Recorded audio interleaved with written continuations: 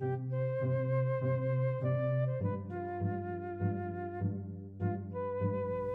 I'm James Harvey, the professor of music theory at the College of Southern Nevada with 5-Minute Music Theory. We'll start our timer and we're going to talk about the last of the inversions for a dominant chord, and that would be our dominant 4-2. Let's just go ahead and keep it in C major. Dominant 4-2. So in C major, that's going to be a G7 chord. I'm going to write that 7 a little bit closer so that you can see it.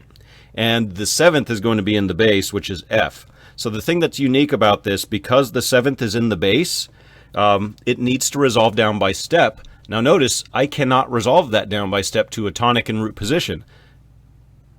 So we need to invert that tonic chord. And in fact, the only resolution of a dominant 4-2 is a tonic 6. Whenever you see a dominant 4-2, you should jump up and do fist pumps and jump kicks because you know what's coming next. If the next chord is not a tonic 6, then you're probably looking at something a little bit incorrectly.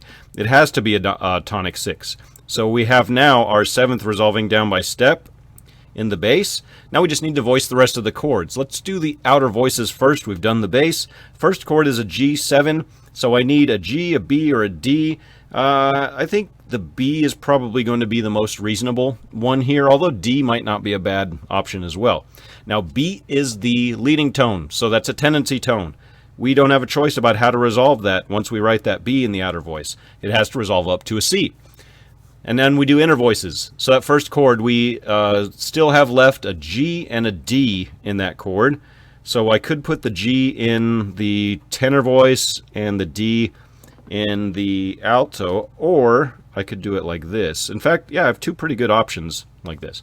Let's try that and see if it works. Doesn't always work. The next chord is a tonic 6 chord. So boy, we need to try to double that C if we can. The problem is, well, actually, you know what? The problem is that's beautiful. It's no problem at all. That works great because what's left is G, which is a common tone.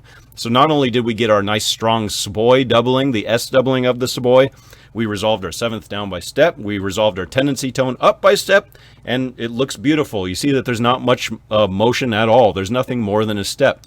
Like I said, usually with some experience, you can just glance at a part writing assignment and know if it's right or not just by the way that the voices are moving, and that looks pretty darn good. Thank you.